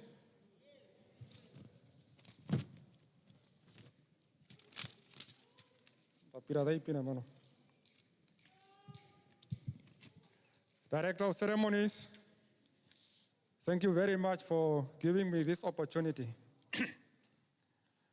I would like to stand by the protocol already established this morning in the interest of time. However, let me acknowledge the acting president and the vice president of our republic, Comrade Lucia Vetboe, the second in charge of the youth, Comrade Christina Haitaka. And let me say, all protocol observed. It is my profound honor and gratitude for the opportunity granted to me to thank you all on one of these historical events where the Vice President engaged our young generations and indeed our future leaders. The future of this country lies with the young generations of the young people. Soon and very soon, we shall leave this world as elders, and you are the ones to take over the leadership, you young generations. I therefore would like to thank our President for devoting her energy to the youth. She went as far as to make education free at the university level. A special fund was created to benefit the young entrepreneurs. That is to prepare you as young generation to take over the leadership. Omake for our president. Permit me, comrades, to thank our vice president for embracing us with her presence and equally representing Her Excellency, the President of our country on this occasion. Thank you for making time to be here with us in Walvis Bay. Allow me further to thank our youth for being instrumental in organizing an event of this magnitude. You can see the hunger from the young people to engage our national leaders. So this is really commendable to come up with such an initiative. You are a transmitting belt of the SWAPO Party. An engagement of this kind and other initiatives will be expected from you as young people. An event cannot be organized by one person. I therefore would like to thank each and every one who were part and parcel of organizing this event. To the participants, I thank you for being here. If it was not for your presence, this event could not have materialized. Testimony is those who were here posing questions and giving some inputs or advices. A word of thanks will go out to the national leaders who took time to attend this event in the mighty Erongo region. Your presence is highly appreciated. Our national leaders assigned are also recognized as we value your unwavering support and advice. REC members, as well as sections, branches, and district leadership who are here this afternoon, we thank you for supporting your youth. The national leaders who served as panelists, that was a job well done. Omake for you.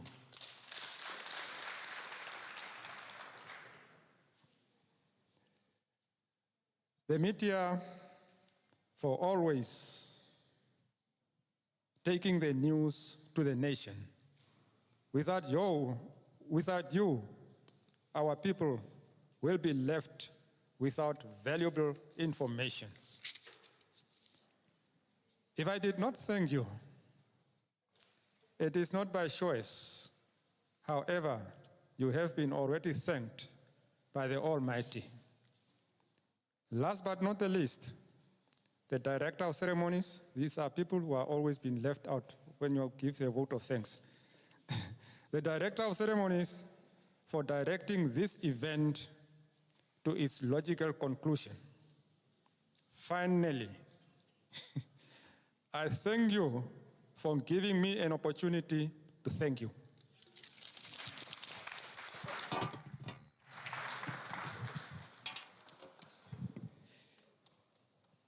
Thank you very much, my senior, for those kind words. As we are approaching now towards the end of our program, I'd just like to get an indication if we have time for one more performance. All right, it appears we have a green light.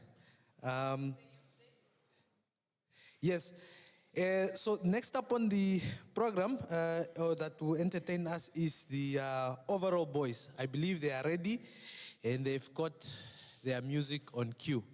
Overall Boys, take it away.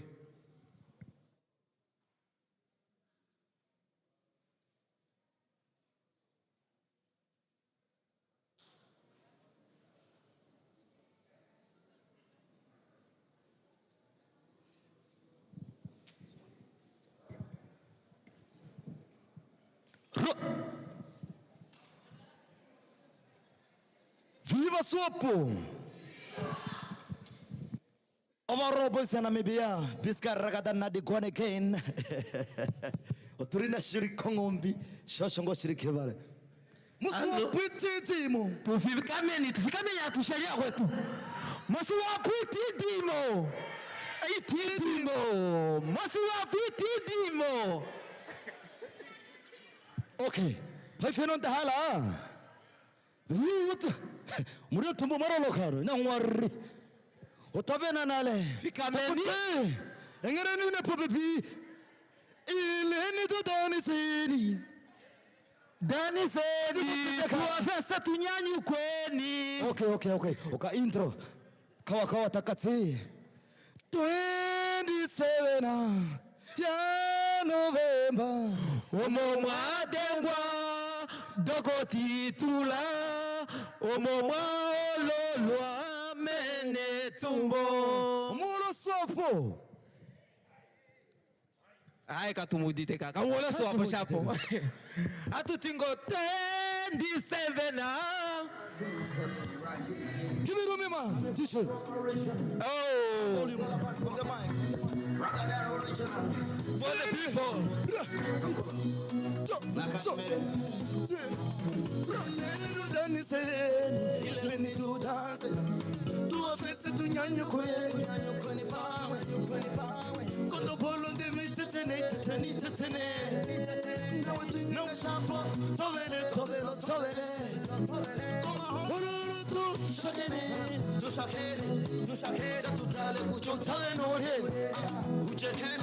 Uchekene, so pongo to the pangere, number one, pangero, original, my brother.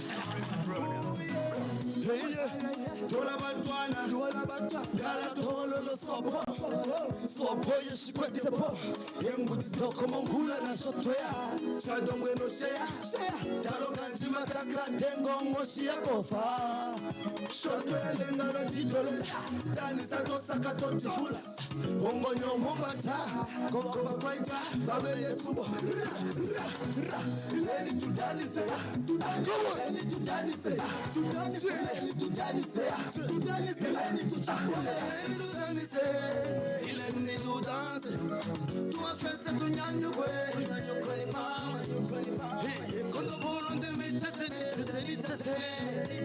na wetu ngenge shapo tobele so maholo tu shagene tu shakere tu dale kucho tabeno uchekene so bongo de pangere I'm sorry, my brother. But so tiny puller, she will look to say, the line in the jungle, the eagle, the winner. never did what the Machira.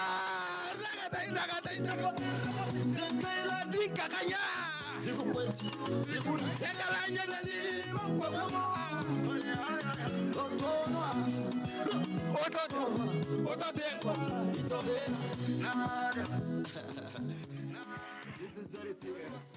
Pull up your shots. Originally what? Ileni to dance. Ileni to dance. Tu a festa tu nyanyu kwe. Nyanyu kwani pame. Kole polo ndeve iteteni. Iteteni. Awi tuinyenge sapo. Tovele. Koma wala. Shakene. Tu shakene. Tu kale kucho. Tovele. Selecta. Uchekene. Swabongo tu tipangele. Pangelo. Kanyapana kelekwe. I'm sorry, my brother.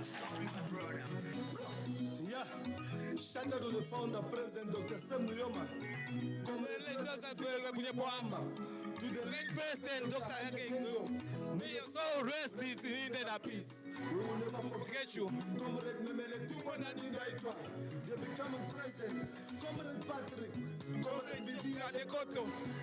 Comrade Salah. Comrade Usko Nganga. Comrade Sophia Shaningwa. Comrade Sam. And all the comrades in SWAPO Party. One peace, one love. Let us vote for SWAPO.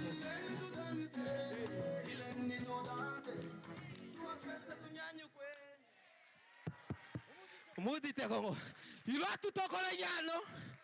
O la lasta ahí. Tatu se afina tu shumana. Toco la gana gang. Let us wake up.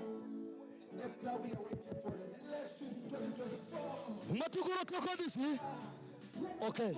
Go Region. Hirapo Pevinese. Youth come back. This is ours. Tokolo toko. Ongo nyomombata. Go toko yeah. Ongo nyomombata se. Tokirongo. Ose novo. Hatujoko. Pass up. Ose novo. Hatujoko. Hello. And I say, what the original? Uholo SWAPO yetu. I say, what the Uholo SWAPO yetu.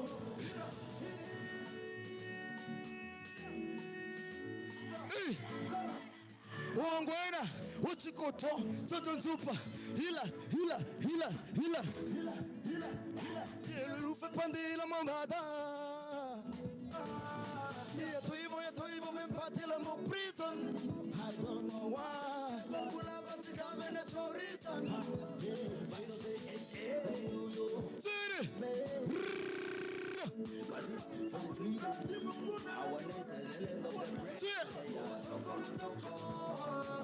Hongo nyomombata, tukuru toko, hongo nyomombata se, tokerongo, osenovo, hatujoko, se, tokerongo, osenovo, hatujoko. Original. Satu hololo SWAPO. Okay. Bye, thank you. Can I big Africans for beer? Thank you.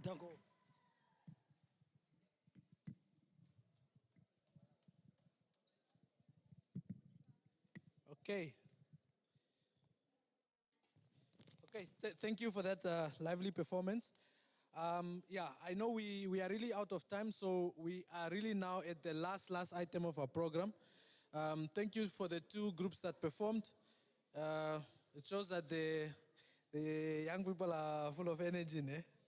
So I think on this one, I believe we'll close off with the party anthem. Do you have that on cue? All right. So if we can all just stand and sing the party anthem.